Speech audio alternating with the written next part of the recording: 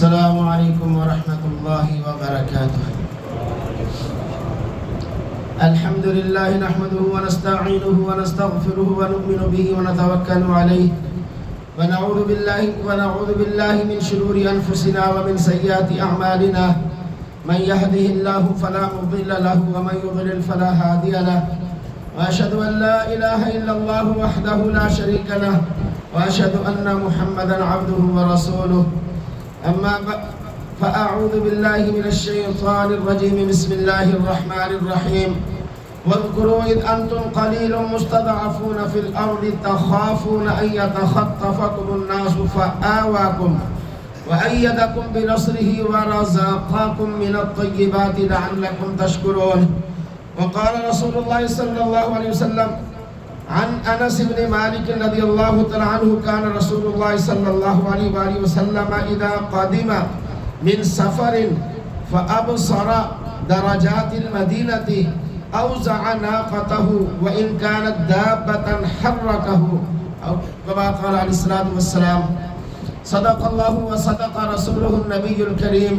محبت سے درود پاک پڑھ لیجئے۔ اللہم صلی علی سیدنا محمد وعلی آل محمد کما صلیت علی ابراہیم وعلی آل ابراہیم انکا حمید مجید وبارک علی محمد وعلی آل محمد کما بارکت علی ابراہیم وعلی آل ابراہیم انکا حمید مجید۔ محترم بزرگوں اور عزیز بھائیوں ساتھیوں، آج 14 اگست ہے اور ہم الحمدللہ ثم الحمدللہ 79 یا 79 ایئرز آج جشن آزادی منا رہے ہیں۔ پڑھی گئی آیت مبارکہ میں اللہ رب العزت کا فرمان ہے، اور یاد کرو جب کہ تم تھوڑے تھے، زمین میں کمزور شمار کیے جاتے تھے، تم اندیشے میں رہتے تھے کہ تم کو مخالف لوگ اچک نہ لیں، سو ایسی حالت میں اللہ نے تم کو مدینہ میں رہنے کی جگہ اور آج کے دور میں پاکستان میں رہنے کی جگہ دی، اور تم کو اپنی مدد سے قوت دی اور پاکیزہ چیزوں سے روزی دی تاکہ تم شکر گزار بنو۔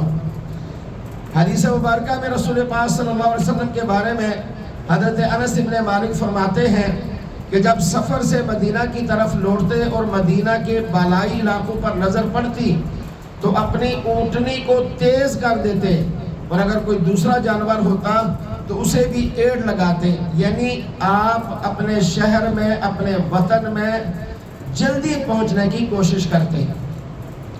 تو ایک ہے آزادی کا ملنا، ایک ہے الگ ملک کا ملنا، وطن کا ملنا، اور ایک ہے وطن سے محبت۔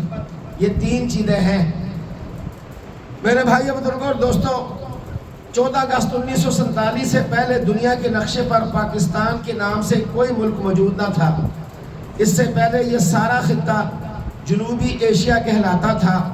پاکستان، ہندوستان، بنگلہ دیش، برما، نیپال وغیرہ، اور یہ برطانوی حکومت کے زیر کنٹرول تھا، اور اس کی 9 آبادی تھی۔ برطانیہ یہاں 90 سال سے حکمران تھا۔ یہاں ملکہ برطانیہ کا حکم چلتا تھا اور وہ واسرائے کے ذریعے حکمرانی کرتی تھی۔ اس سے پہلے 100 سال کی خطہ ایسٹ انڈیا کمپنی کے زیر تسلط رہا ہے۔ برطانوی حکومت کی راجداری 1857 میں قائم ہوئی تھی۔ جب ایسٹ انڈیا کمپنی کے خلاف یہاں بغاوت ہوئی تو برطانوی حکومت نے ایسٹ انڈیا کمپنی کو درمیان سے نکال کر براہ راست اقتدار سنبھال لیا۔ گویا کہ 190 سال مسلمان انگریزوں کے محکوم رہے۔ میرے بھائیو، بزرگوں اور دوستوں، برطانیہ کو جب یہ خطہ چھوڑنے پر مجبور کیا گیا تو یہاں کے مسلمانوں کی بڑی تعداد نے مطالبہ کیا کہ ہم ہندوستان میں ہندو کے ساتھ ایک ہی ملک میں اکٹھے نہیں رہ سکتے، لہذا ہمیں الگ ملک دیا جائے۔ پاکستان کے نام سے ایک الگ ریاست بنانے کا فیصلہ ہوا تاکہ مسلمان خطے میں اکثریت میں ہیں اور وہاں اپنی مرضی کے ساتھ وہ رہ سکیں جہاں بھی اکثریت کے ساتھ ہیں، اپنی تہذیب و تمدن کا خیال رکھ سکیں، اپنی ثقافت کو پروان چڑھا سکیں۔ یوں 190 سال کی غلامی کے بعد 14 اگست 1947 کو پاکستان ایک الگ ریاست کے طور پر برطانوی اقتدار سے آزاد ہوا، اور اس سے اگلے دن 15 اگست کو باقی ہندوستان بھی برطانوی راجداری سے آزاد ہو گیا۔ میرے بھائیوں، بزرگوں اور دوستوں، اگر ہم تاریخ کو دیکھیں، تاریخی حقائق کو پرکھیں، تاریخی ادوار کا جائزہ لیں، تو بانی پاکستان جناب قائد اعظم محمد علی جناح کا یہ مشہور قول بالکل صحیح صادق آتا ہے کہ پاکستان تو اسی روز معرض وجود میں آ گیا تھا جب ہندوستان کا پہلا شخص مسلمان ہوا تھا۔ یہ اس زمانے کی بات ہے جب ہندوستان میں مسلمانی کی حکومت قائم نہ ہوئی تھی۔ بر صغیر میں پہل 712 عیسوی میں محمد بن قاسم رحمہ اللہ نے سندھ فتح کر کے اسلامی حکومت کی بنیاد رکھ دی۔ 1022 میں محمود غزنوی نے پنجاب کا الحاق اپنی سلطنت سے کیا اور لاہور کو پایہ تخت بنایا۔ 1192 عیسوی میں جناب شہاب الدین غوری نے دہلی اور اجمیر کو تسخیر کیا۔ 1206 عیسوی میں قطب الدین ایبک نے سلطنت دہلی کی بنیاد رکھی۔ 1526 میں ظہیر الدین بابر نے سلطنت دہلی کی جگہ مغلیہ سلطنت قائم کی۔ 1757 عیسوی میں پلاسی کے میدان میں بنگال کا حکمران نواب سراج الدولہ اور 1899 میں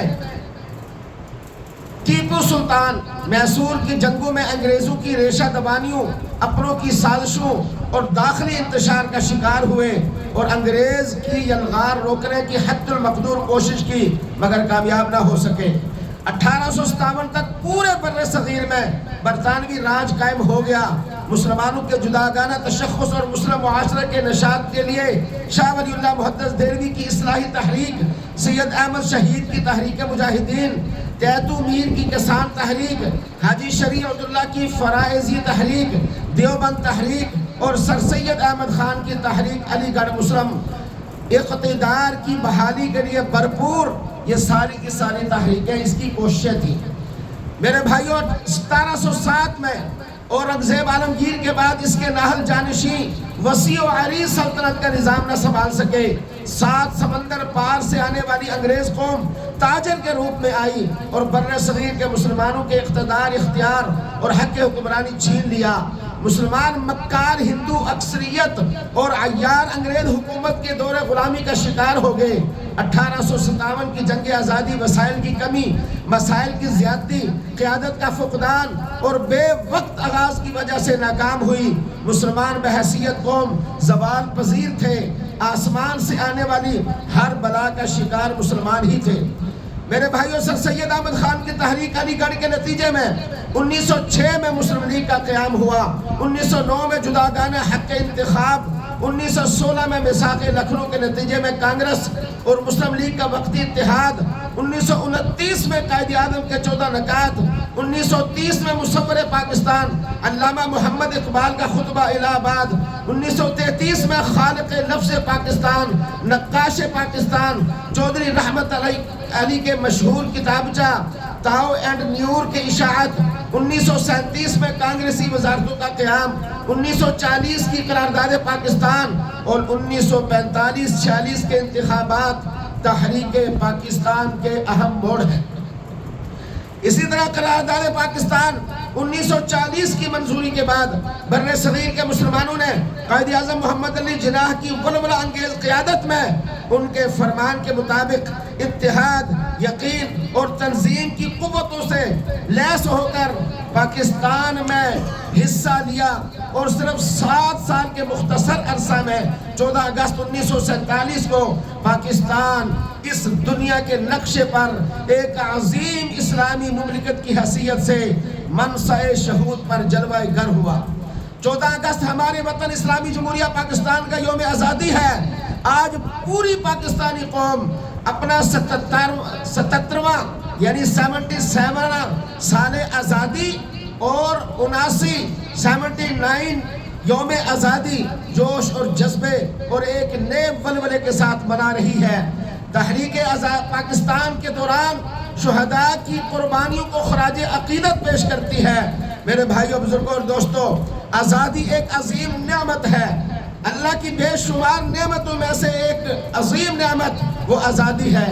یہ وہ دولت ہے جس کی قدر وہ لوگ جانتے ہیں جو آج غلامی کی زندگی بسر کر رہے ہیں، جو اس سے محروم ہیں۔ آزادی صرف جسم کی قید سے نجات کا نام نہیں ہے، بلکہ یہ ضمیر، عقیدے، دین، عبادت، تعلیم، معاش اور رائے کے اظہار کی آزادی کا نام ہے۔ کسی قوم کے لیے آزادی ایک روح کی مانند ہے جو اگر چھن جائے تو قوم کا وجود ایک بے جان جسم کی طرح رہ جاتا ہے۔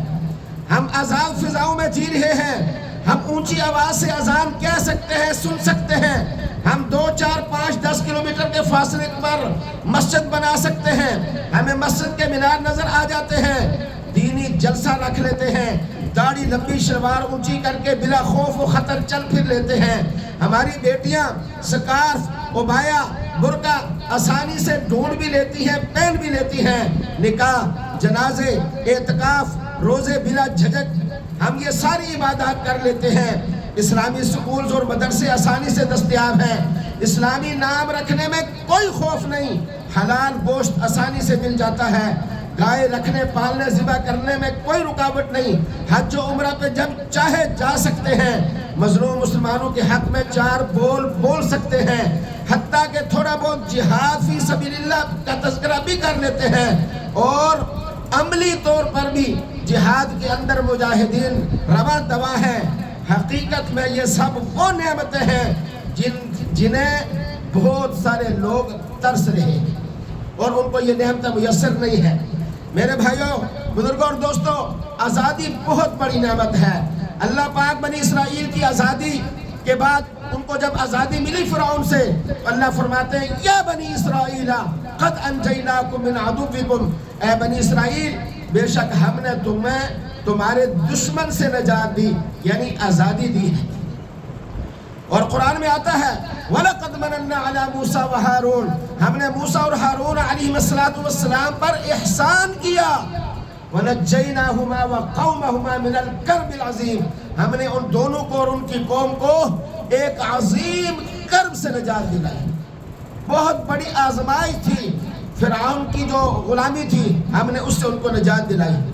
میرے بھائی بزرگوں اور دوستوں، حضرت عبداللہ ابن عباس رضی اللہ تعالیٰ عنہ روایت کرتے ہیں جب رسول اللہ صلی اللہ علیہ وسلم مدینہ منورہ تشریف لائے تو یہودی عاشورہ 10ویں دن کا روزہ رکھا کرتے تھے۔ نبی پاک صلی اللہ علیہ وسلم نے ان سے پوچھا اس کے متعلق کہ تم یہ روزہ کیوں رکھتے ہو؟ انہوں نے کہا کہ اس دن موسیٰ علیہ السلام نے فرعون پر غلبہ پایا، یعنی اس دن ہمیں موسیٰ علیہ السلام اور اس کی قوم کو کیا ملی؟ آزادی۔ تو ہم یہودی شکرانے کے طور پر یوم عاشورہ کا روزہ رکھتے ہیں۔ تو میرے بھائیو آپ ذرا توجہ کیجئے، رسول پاک صلی اللہ علیہ وسلم نے فرمایا کہ اگر تم اس وجہ سے عاشورہ کا روزہ رکھتے ہو کہ تمہیں اس دن اللہ نے فرعون کی غلامی سے نجات دلائی تھی، تو پھر ہم ان کے مقابلے میں موسیٰ علیہ السلام کے زیادہ حقدار ہیں۔ اے مسلمانوں، تم لوگ بھی اس دن روزہ رکھو۔ اب اس میں زیر غور بات کیا ہے؟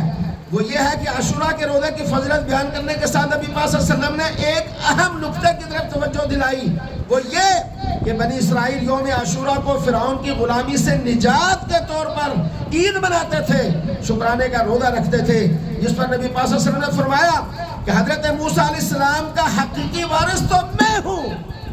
جناب نبی پاک صلی اللہ علیہ وسلم نے کیا فرمایا کہ موسیٰ کا حقیقی وارث تو میں ہوں، لہذا ان کو آزادی کی نعمت ملنے پر میں زیادہ حقدار ہوں کہ رب کے حضور اس پر شکر بجا لاؤں۔ اسی طرح میرے بھائیوں، بزرگوں اور دوستوں، قوموں کی زندگی میں غلامی ہمیشہ بدترین لعنت قرار پائی ہے، اور قوموں کی آزادی انبیاء علیہ السلام کا ایک اہم مشن رہا ہے۔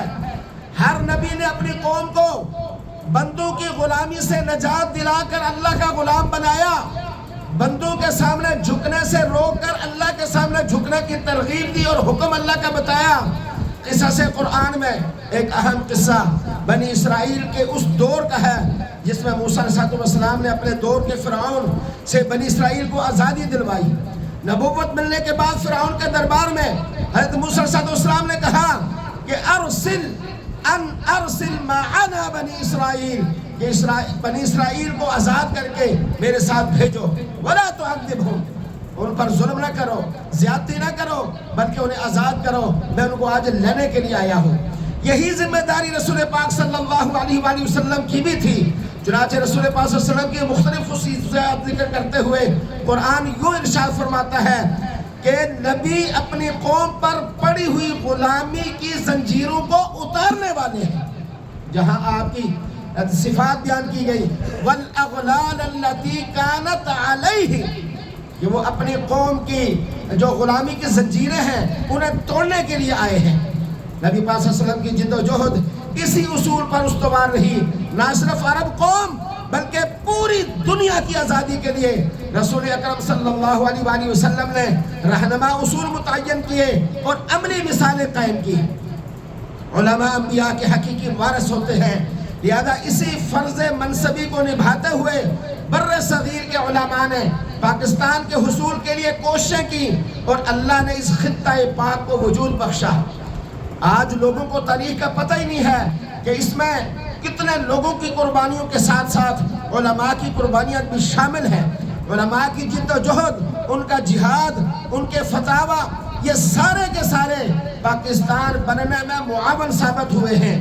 میرے بھائی بزرگوں اور دوستو، دارالعلوم دیوبند کی بنیاد علامہ شبیر احمد عثمانی کے والد گرامی مولوی فضل الرحمان اور شیخ الہند مولانا محمود الحسن کے والد محترم مولوی ذوالفقار علی نے 30 مئی 1867 کو دیوبند کی ایک چھوٹی سی مسجد میں رکھی. قاسم العلوم والخیرات مولانا محمد قاسم نانوتوی کی دست شفقت اور سرپرستی ان بزرگوں کو حاصل رہی. اسی مدرسہ کو سب سے زیادہ ترقی شیخ الہند مولانا محمود الحسن کے دور میں ہوئی، جو 1888 سے 1920 تک اس مدرسہ کے صدر مدرس رہے. ان کے بعد حکیم الامت حضرت مولانا شاہ اشرف علی تھانوی رحمہ اللہ کو سرپرست بنایا گیا. دنیا جانتی ہے کہ اسی مدرسہ نے دنیا کا سب سے بڑا انقلابی شیخ الہند پیدا کیا. اور پھر ان کے شاگرد مولانا عبید اللہ سندھی کامریڈ ہونے سے کون انکار کر سکتا ہے. حضرت شیخ الہند نے ہی قیام پاکستان کی آواز اٹھنے سے بہت پہلے ہی ہندوستان کو دارالحرب کہنے والی آواز پہ لبائی کہتے ہوئے تحریک ریشمی رومال کے ذریعے ہندوستانیوں پر قابض استبدادی حکومت کے خلاف عالم بغاوت بلند کر دیا تھا. اور اس جرم عظیم کی پاداش میں انہوں نے اپنے شاگرد مولانا سید حسین احمد مدنی اور مولانا عزیر گل سمیت کالا پانی کی صدائیں کاٹی. آپ سوچ بھی نہیں سکتے کہ کالا پانی کی صدا کیسی صدا ہوتی تھی اس دور میں. اسی کافرہ حریت کے نامور سپود کے گھر رات کے وقت گنگو میں پولیس کا چھاپا مارا گیا اور ان دنوں رامپور میں وہ روپوش تھے. مخبر کی اطلاع پر ان کو رامپور سے گرفتار کر کے 2 سال کے لیے جیل بھیج دیا گیا. کالی کوٹھڑی اور قید و بند کی صحبتیں بھی اس مرد کلندر کے پایا استقلال میں ذرا برابر جنبش پیدا نہ کر سکی. وہ علم و عرفان کا کوہ رواں قطب الارشاد مولانا رشید احمد گنگوہی تھے. ان سے بھی بہت پہلے انہی کے پیشرو مجاہدین فی سبیل اللہ سید احمد شہید رحمہ اللہ، سید شاہ اسماعیل شہید رحمہ اللہ نے ظلمت کدہ ہند کے میں توحید و سنت کے چراغ روشن کرتے ہوئے 7 مئی بروز جمعہ سن 1831 عیسوی کو بالا کوٹ کے کارزار میں اپنے 300 فرزندان اسلام کے ہمراہ اپنی جانوں کا نذرانہ پیش کیا اور جام شہادت نوش کیا. مسلمانان بر صغیر کو آزادی کی راہ دکھاتے ہوئے ان کے دلوں کے اندر جذبہ آزادی اور ولولہ حریت پیدا کر لیے گئے. بقول شاعر جب بھی گلشن کو خون کی ضرورت پڑی سب سے پہلے ہی گردن ہماری کٹی. پھر بھی کہتے ہیں ہم سے یہ اہل چمن یہ ہمارا چمن ہے تمہارا نہیں. میرے بھائی بزرگوں اور دوستو، یوں تو تحریک آزادی پاکستان 1940 کی قرارداد لاہور سے بیان کی جاتی ہے، جب آل انڈیا مسلم لیگ کے منٹو پارک موجودہ اقبال پارک کے اجلاس میں الگ مملکت کا تصور بڑی بھرپور جد و جہد اور عزم کے ساتھ پیش کیا گیا. لیکن بانی پاکستان قائد اعظم محمد علی جناح رحمہ اللہ تعالیٰ کے بقول پاکستان کی بنیاد تو اسی وقت رکھ دی گئی تھی جب بر صغیر میں ایک شخص مسلمان ہوا. میرے بھائی بزرگوں اور دوستو، 1600 عیسوی کے بعد انگریز بر صغیر میں داخل ہوا اور یہاں کی آزادی پر ڈھاکہ ڈالا. 1803 میں شاہ عبدالعزیز محدث دہلوی رحمہ اللہ نے انگریزوں کے خلاف جہاد کا فتویٰ صادر کیا اور تحریک شروع ہوئی. اس تحریک کی کمان سید احمد شہید اور شاہ اسماعیل شہید نے کی اور بے شمار علاقوں میں انگریزوں کو شکست دی۔ 1831 میں یہ دونوں حضرات بالا کوٹ کے مقام پر بے شمار رفقا کے ساتھ شہید ہو گئے۔ 1857 جنگ آزادی کا اہم ترین معرکہ شاملی کے میدان میں لگا، جہاں انگریز کو سخت مالی اور جانی نقصان کا سامنا کرنا پڑا۔ اس معرکے کے سپہ سالار حاجی امداد اللہ مہاجر مکی تھے اور ان کے خاص رفقا میں حافظ ضامن، مولانا قاسم، مولانا رشید احمد جیسے جلیل القدر علماء موجود تھے۔ اس معرکے میں بے شمار علماء طلباء شہید ہوئے اور مسلمانوں کو شکست دوچار ہونا پڑا۔ میرے بھائیو، مولانا فضل حق خیر آبادی اور دیگر علماء کو فتاوی جہاد کے جرم میں کالے پانی جزیرہ انڈمان کی سزا دی گئی۔ مفتی کفایت علی کافی بدایونی کو جنگ آزادی کی پیدائش میں تختہ دار پر لٹکایا گیا۔ 1857 کی شکست کے بعد مولانا قاسم اور دیگر اکابرین نے اسلامی روایات کے تحفظ اور ملک کی آزادی کی خاطر 1866 میں قصبہ دیوبند کے اندر دارالعلوم نامی علمی درسگاہ کی بنیاد ڈالی، جو آگے جا کر آزادی کی کئی تحریکوں کا مرکز سرچشمہ ثابت ہوئی۔ میرے بھائی بزرگوں اور دوستوں، 1917 میں شریف مکہ کی غداری کی وجہ سے حجاز مقدس میں شیخ الہند کو گرفتار کر کے مولانا عزیر گل، مولانا حکیم نصرت حسین، مولانا وحید احمد کے ہمراہ بحیرہ روم میں واقع جزیرہ مالٹا کی جیل میں جلا وطن کر دیا گیا۔ 1919 میں مولانا محمد علی جوہر نے انگریزوں کے خلاف ایک تحریک شروع کی۔ مولانا شوکت علی اور ابو الکلام آزاد جیسے عظیم قائدین بھی ان کے ساتھ تھے۔ ہندوستان کے تمام اکابر علماء نے سال کے مسلکی اختلافات کو نظر انداز کر کے تحریک خلافت میں شانہ بشانہ کام کیا۔ 1920 میں گاندھی جی اور مولانا ابو الکلام آزاد نے غیر ملکی مال کے بائیکاٹ اور تحریک اور ترک موالات کی تجویز پیش کی، جو بہت کارآمد ثابت ہوئی۔ 1921 میں محلہ بغاوت، 1922 میں چورا چوری میں پولیس فائرنگ، 1930 میں تحریک سول نافرمانی، 1942 ہندوستان چھوڑو تحریک کے مظاہروں پر پولیس کی فائرنگ سے ہزاروں مسلمان شہید ہوئے۔ اس کے علاوہ دوسرے مواقع پر اتنے مسلمان شہید ہوئے جن کی تعداد بیان کرنا ممکن نہیں۔ عام مسلمانوں کے علاوہ شہید علماء کی تعداد 20,000 سے لے کر 50,000 تک ہے۔ میرے بھائی بزرگوں اور دوستوں، وہ لوگ جنہوں نے خون دے کر پھولوں کو رنگت بخشی ہے، دو چار سے دنیا واقف ہے، گمنام نہ جانے کتنے ہیں۔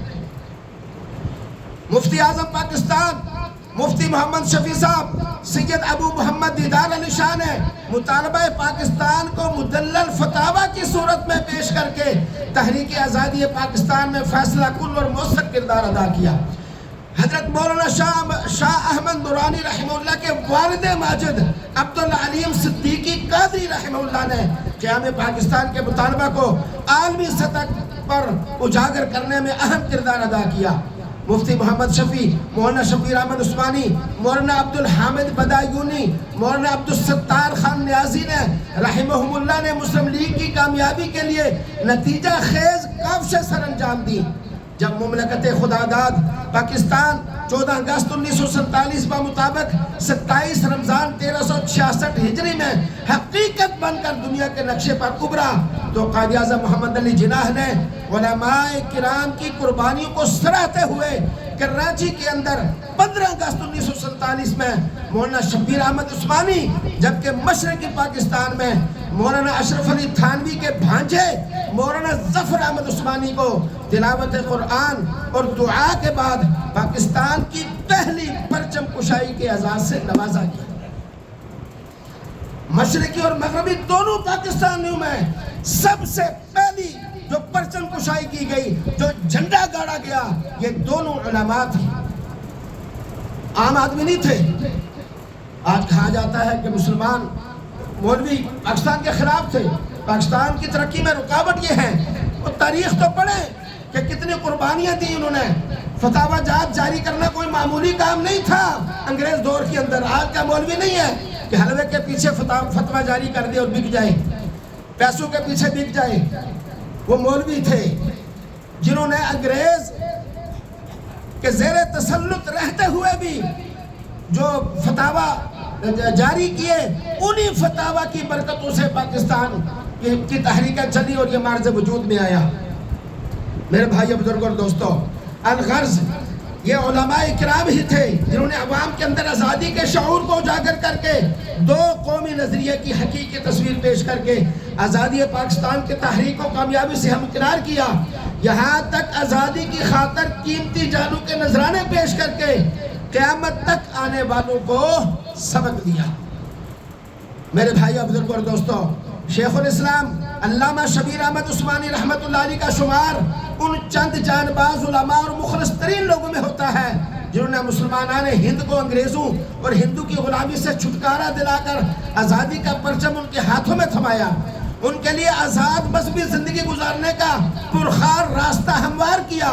1885 کو ضلع بجنور غیر منقسم ہندوستان میں پیدا ہوئے، جہاں پر آپ کے والد ماجد علامہ فضل الرحمان عثمانی سرکاری مدرس تھے، ڈپٹی انسپکٹر تھے. آپ حضرت شیخ الہند کے تلمیذ رشید اور ان کے صحیح علمی سیاسی جانشین تھے. آپ نے 1908 میں دورہ حدیث کا امتحان اعلیٰ نمبروں سے پاس کیا اور مدرسہ بھر میں پہلی پوزیشن حاصل کر کے دارالعلوم دیوبند سے سند فراغت حاصل کی. علامہ شبیر احمد عثمانی کہ زندگی کا دوسرا پہلو سیاسی ملی ملکی خدمات کا ہے، جس کا باقاعدہ آغاز جنگ بلقان سے ہوا. آپ نے تحریک خلافت میں زبردست حصہ لیا، علماء ہند کی مجلس عاملہ کے زبردست رکن رہے. 1919 سے لے کر 1945 تک آپ اسی میں شرکت کی. آپ نے بعد ازاں آپ نے مسلم لیگ میں شمولیت اختیار کر کے تحریک پاکستان کو تقویت بخشی، اور یہ وہ تھے کہ جن پر حضرت قائد اعظم محمد علی جناح رحمہ اللہ تعالیٰ کو اس قدر اعتماد تھا کہ آپ نے سب سے پہلا پاکستان کا پرچم انہی کے ہاتھوں سے لہرایا اور اپنی نماز جنازہ پڑھنے کی تلقین کر کے اس دنیا سے رخصت ہوئے. وصیت کر کے اس دنیا سے کی کہ میری نماز جنازہ مولانا شبیر احمد عثمانی رحمہ اللہ ہی پڑھائیں گے. اور یہ کوئی کمزور یا عام اعتماد نہیں تھا. اپنی نماز جنازہ پڑھانے کی وصیت اور تلقین کسی کے بارے میں وہی شخص کر سکتا ہے جس کا کامل بھروسہ اور اعتماد ہو جس شخص پر. میرے بھائی بزرگوں اور دوستوں، اس حقیقت کا اندازہ علامہ عثمانی کی اس تقریر سے لگائیں جو آپ نے 26 دسمبر 1945 کو دیوبند کے جلسے میں کی. آپ نے فرمایا، عرصہ دراز کی کاوشوں اور غور و خوض کے بعد اس نتیجے پر پہنچا ہوں کہ اگر حصول پاکستان کے لیے میرے خون کی ضرورت ہو تو میں اس راہ میں اپنا خون دینا باعث افتخار سمجھوں گا. اگرچہ کچھ علماء ابتدائی دور پر اس کے مخالف رہے، اور ان کی وجہ کیا تھی؟ وجہ یہ تھی وہ سمجھتے تھے کہ ہم انگریزوں سے آزادی حاصل کرنے کے بعد اگر تقسیم ہو جائیں گے تو ہندوستان میں باقی رہنے والے مسلمانوں کے ساتھ بہت ظلم اور زیادتی ہوگی. اگر مسلمان متحد رہیں گے تو یہ فائدہ ہے. اور ان کا یہ جو اس وقت یہ جو ان کے ذہن میں بات تھی، آج دنیا بخوبی اس سے واقف ہے کہ مسلمانوں کے ساتھ کیا ظلم ہو رہا ہے. اور ان کی تقریریں، خاص کر مولانا ابوالکلام آزاد کی، وہ آپ سنیں نیٹ کے اوپر کہ ان کے جو خدشات تھے اس وقت تقسیم کے بارے میں، وہ خدشات آج بالکل صحیح اور سچ ثابت ہو رہے ہیں. لیکن پاکستان بننے کے بعد ہر شخص اس کے حق میں ہوا. اس کی مثال کو دیا کرتے ہیں کہ جب مسجد بننے لگتی ہے اس وقت اختلاف ہوتا ہے کہ رخ ایسے کرنا ہے، ایسے کرنا ہے، یہ صحیح نہیں ہے، یہ درست ہے، یہ جگہ صحیح رہے گی، یہ جگہ صحیح رہے گی، لیٹرین یہاں بنانی ہے، فراش یہاں، فلاں یہاں. لیکن جب مسجد بن جاتی ہے پھر اس کے بعد مسلمان کا اختلاف ختم ہو جاتا ہے. پھر ہر ایک اس مسجد کی اہمیت کو سمجھتے ہوئے اس کی آباد کاری کے پیچھے لگ جاتا ہے کہ اب اس کو آباد کرنا ہے. یہی پاکستان کا حساب ہے. اگر کسی ایک آدمی نے اختلاف کیا، بننے کے بعد وہ اختلاف ختم ہو گیا. اب ہر ایک یہی چاہتا تھا کہ اس ملک کو ترقی سے ترقی کی طرف لے کے جایا جائے اور اس کی بہتری کے لیے جو ہے نا وہ کام کیا جائے. میرے بھائیو بزرگوں اور دوستوں، حکیم الامت اسی طرح دیگر جتنے بھی بزرگان دین گزرے ہیں ان کی بڑی قربانیاں ہیں اس ملک کے لیے. علماء کی بڑی قربانیاں ہیں اس ملک کے لیے. یہ کوئی عام اور معمولی بات نہیں ہے. آج تاریخ کو صحیح اس طریقے پر نہیں بتایا جاتا نوجوان کو جس طریقے پر یہ تاریخ لکھی جانی چاہیے یا بتائی جانی چاہیے. میرے بھائی بزرگوں اور دوستوں، آزادی کسے کہتے ہیں؟ آزادی کسے کہتے ہیں؟ ایک واقعہ. آزادی کا مطلب سیدنا موسیٰ علیہ السلام نے ہمیں بتایا. وہ کیسے بتایا؟ موسیٰ علیہ السلام اپنے وقت کے ظالم جابر سب سے طاقتور حکمران فرعون کے شاہی محل میں انہوں نے اپنا بچپن لڑکپن گزارا، وہاں پرورش کی. شاہی پروٹوکول، شاہی محل، طرح طرح کے کھانے، بہترین پروقار زندگی. جب اللہ کی طرف سے نبوت ملی، حکم ہوا موسیٰ جاؤ، اذهب الى فرعون انه طغى، جاؤ فرعون کے پاس، وہ سرکش ہے. موسیٰ علیہ السلام اپنے بھائی کو لے کر فرعون کے پاس جاتے ہیں. فرعون کو جا کر کہا کہ اللہ کا یہ حکم ہے. فرعون نے آگے سے تانا مارا، اچھا، قال کم لبثت فینا من عمرک سنین. موسیٰ آج تو مجھے آ کر یہ حکم بتا رہا ہے، کتنا عرصہ تو میرے پاس رہا ہے، کھایا پیا ہے، میرے پاس پرورش کی، سارا کچھ کیا، میرے ہاں پلا بڑا جوان ہوا، اور آج مجھے. تو موسیٰ علیہ السلام نے جواباً اس کے اس احسان کو جھڑکتے ہوئے فرمایا کہ اے موسیٰ، تو مجھے، اے فرعون، تو مجھے کہہ رہے کہ میں نے کتنا عرصہ تیرے پاس یہاں گزارا ہے، تو بتا کہ تو اتنے عرصے سے جو میری قوم کو غلام بنائے بیٹھا ہے، یہ کیوں؟ ان عبدت بنی اسرائیل، تو کیا مجھ پر احسان جتا رہا ہے؟ تیرا کیا احسان ہے مجھ پر؟ تو نے تو میری ساری قوم کو غلام بنایا ہوا ہے. اور موسیٰ علیہ السلام نے کہا کہ آج میں اپنی قوم کو لینے کے لیے آیا ہوں، میری قوم کو میرے ساتھ بھیجو. لہذا یہ اس واقعہ میں یہ بتانا مقصود ہے کہ موسیٰ علیہ السلام نے بتایا قیامت تک کے آنے والے اللہ والوں کو، اللہ پر ایمان رکھنے والوں کو، اللہ کے نبی پر ایمان رکھنے والوں کو یہ بتایا کہ آزادی، اچھا کھانا پینا، شاہی پروٹوکول لینا، شاہی محلات میں رہنے کا نام نہیں ہے، بلکہ آزادی ہے کہ آزاد طور پر پروقار، عزت اور اکرام کے ساتھ اپنی تہذیب و تمدن اور ثقافت کا لحاظ رکھتے ہوئے زندگی گزارنے کا نام ہے. آزاد زندگی پروقار گزارنے کا نام آزادی ہے. یہ نہیں آزادی ہے جو تو کہہ رہا ہے. میرے بھائیوں، ہمیں 14 اگست کو 2 آزادیاں ملی ہیں. ایک ہمیں انگریز سے آزادی ملی، جب انگریز کی حکومت ختم ہوئی وہ دن بھی 14 اگست کا تھا، اور جب پاکستان بنا یہ بھی 14 اگست کا تھا. تو 14 اگست کو ہمیں ایک نعمت اللہ کی طرف سے آزادی کی ملی، اور دوسری نعمت ہمیں اللہ کی طرف سے ملک پاکستان کی صورت میں اپنا وطن ملا. دوہری آزادی، دوہری یعنی اللہ کا جو انعام ہمیں ملا، دوہرے اللہ کی نعمتیں ہمیں ملی. تو اس پر ہمیں اللہ کا شکر ادا کرنا ہے. اس پر کیا کرنا ہے؟ ہمیں اللہ کا شکر ادا کرنا ہے. اور اللہ کا شکر ادا کرنے کا طریقہ یہ باجے بجانا نہیں ہے، یہ ون ویلنگ نہیں ہے، یہ عورتوں کو اور بازاروں کے اندر تنگ کرنا اور یہ روڈوں کے اندر یہ حرکتیں کرنا نہیں ہے، بلکہ شکر ہے اللہ کے سامنے سجدہ ریز ہونا، اللہ کا شکر ادا کرنا، نفل شکرانے کے پڑھنا، دعا پڑھنا اس ملک کی ترقی کے لیے، اس کی بہتری کے لیے، ایک دوسرے کی عزت کا لحاظ رکھنا، اکرام کرنا ایک دوسرے کو تکلیف سے ہٹانا، ایک دوسرے کی مصیبت کو دور کرنا، یہ ہے. اور میرے بھائیوں، اپنے وطن سے محبت ایک ہے، اللہ کی اس نعمت آزادی، اور پھر دوسرا اپنا وطن، ان نعمتوں پر اللہ کا شکر ادا کرنا، اور دوسرا ہے اس ملک کی تکمیل کے لیے جد و جہد کرنا. یہ ملک ابھی مکمل نہیں ہوا، کشمیر بھی نقشے میں اس ملک کا حصہ ہے کہ نہیں؟ وہ آزاد ہوا، تو لہذا یہ ابھی پاکستان مکمل نہیں ہے.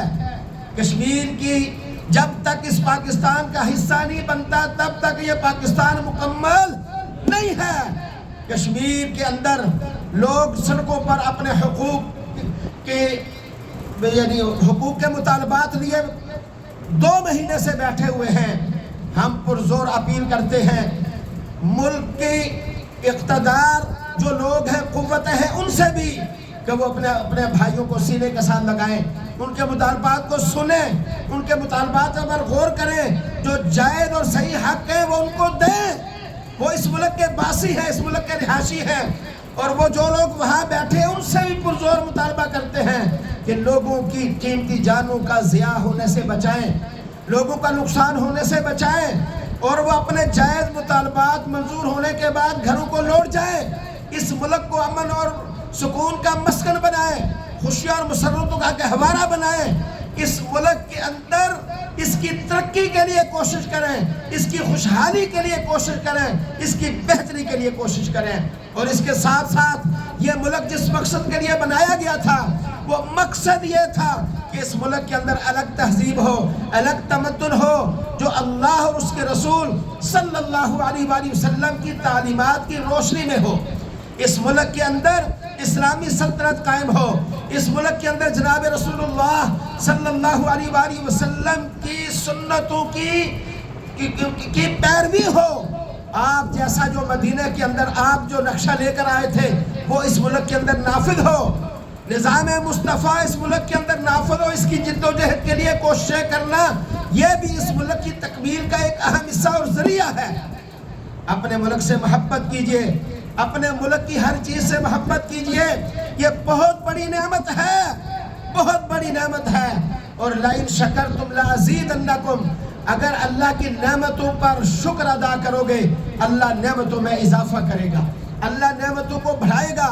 اور میرے بھائیوں، بزرگوں اور دوستو، اس ملک کے قیام کے بعد نماز ادا کرنا، الذین ان مکناہم فی الارض، وہ لوگ جن کو ہم نے زمین کے اندر اقتدار دیا، زمین کے اندر جن کو ہم نے حکومتی اقتدار دیا، اقام الصلاۃ، ان کے ذمہ ہے کہ وہ نماز کا نظام قائم کریں، وآتوا الزکاۃ، ان کے ذمہ ہے کہ زکوٰۃ کا نظام قائم کریں، وامروا بالمعروف، اور ان کے ذمہ ہے کہ وہ امر بالمعروف کا نظام قائم کریں، ونہوا عن المنکر، ان کے ذمہ ہے کہ نہی عن المنکر کا نظام قائم کریں، لوگوں کو اچھے کاموں کی ترغیب دیں، برے کاموں سے روکیں۔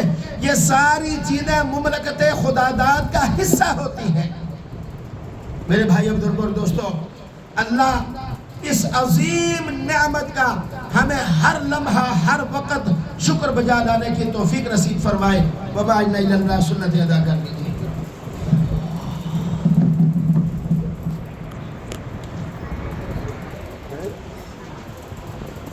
آج نہیں پڑھنا، آج چھٹی ہے۔